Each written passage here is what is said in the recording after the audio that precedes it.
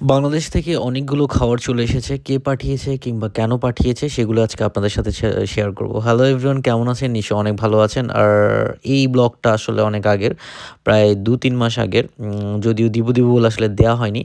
So Bangladesh থেকে আসলে অনেক মজার খাবার এসেছে। তার মধ্যে one of the most popular এবং ডিমান্ডেবল খাবার হচ্ছে আমাদের গরুর মাংস, যেটা কিনা কোরবানির গরুর মাংস ছিল। আমার বোন পাঠিয়েছে লিনা। তো থ্যাংক ইউ লিনাকে। আর হচ্ছে গিয়ে তার সাথে আন্টির হাতের রোস্ট ছিল। তারপরে যে হচ্ছে গিয়ে চিংড়ি মাছ ছিল। অ্যান্ড হচ্ছে গিয়ে এটা হচ্ছে লাউ পাতা দিয়ে শীতল শুটকির বড়া ছিল। সো সবকিছুই আজকে আপনাদের সাথে শেয়ার করব। আর সবার প্রথমে শুধু বলে নিচ্ছি, এটা আসলে অনেক দূর থেকে এসেছে। আ খুব কাছের মানুষগুলোর ভালোবাসার জিনিসগুলো যখন কাছে পাওয়া যায় আসলে এটার অন্যরকম অনুভূতি হয়। দেখতে পাচ্ছেন অলরেডি প্যাকেজিং কিভাবে করা হয়েছে, যেন সবগুলো খাবারই ঠিকমতো থাকে এবং কোনো কিছু লিক না হয় ফ্লাইটে যখন আসবে। তো এই কারণে অনেক সুন্দরভাবে ওরা আসলে র‍্যাপিং করে দিয়েছে আমার বোনরা কিংবা আন্টিরা।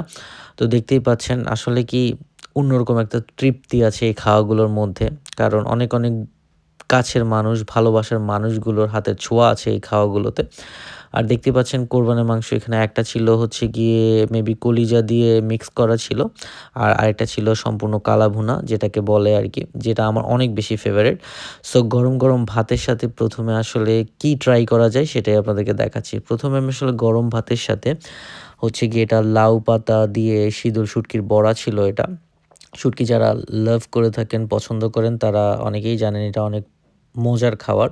তারপরে আমি ট্রাই করেছিলাম কলিজা এবং হচ্ছে গিয়ে মাংসটা যেটা মিক্স ছিল ওটা আমি ট্রাই করেছিলাম। ট্রাস্ট মি, মানে আলহামদুলিল্লাহ এত বেশি মজা ছিল। আসলে কিসমত কখন কোথায় কার কোথায় নিয়ে চলে আসে এবং হচ্ছে গিয়ে সেই মজার খাওয়াটা আপনার কিসমতে হবে এটা আল্লাহ হয়তোবা লিখে রেখেছিল। এই কারণে সুদূর বাংলাদেশ থেকে এই পর্যন্ত এসেছে।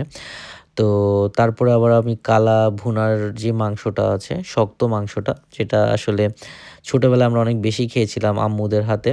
সো ওই মাংসটা আসলে এত বেশি মজা হয়েছে, যখন আপনি একটু পেঁয়াজ দিয়ে খাবেন তার মানে অন্যরকম আরেকটা ফিল পাবেন।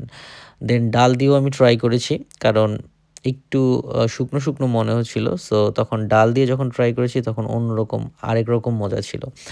তো লাস্টে আসলে রোস্টটা দিয়ে খাচ্ছিলাম। আন্টি নিজে রোস্ট মেক করে পাঠিয়েছিল, বানিয়ে পুরা আম্মু।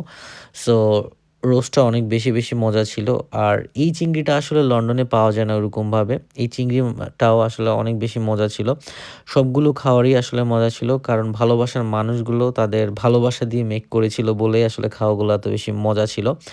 লাস্টে আরেকটা কোরবানির মাংস ছিল। এটা একটু ঝোলওয়ালা কোরবানির মাংস ছিল। সো এটাও অনেক বেশি মজা ছিল। আসলে সুদূর প্রবাসে বসে যখন আপনি দেশের কোরবানির মাংস খেতে পারছেন কিংবা দেশের ভালোবাসার মানুষগুলোর খাওয়াতে পারছেন, এটা অন্যরকম। ধন্যবাদ তোমাদের সবাইকে যারা অনেক কষ্ট করে রান্না করে আমাদের জন্য পাঠিয়েছো এবং অনেক মজার বাংলাদেশি খাবারগুলো পাঠিয়েছো। খেয়ে আমরা আসলে অনেক বেশি তৃপ্তি পেয়েছি। এরকম অনেক বেশি করে খাওয়া আমাদের জন্য পাঠাবা। আর আমরা তোমাদের জন্য অনেক বেশি দোয়া করব। তো সবাই ভালো থাকবেন, সুস্থ থাকবেন। এটাই ছিল আজকে আমার ছোট্ট একটা ব্লগ।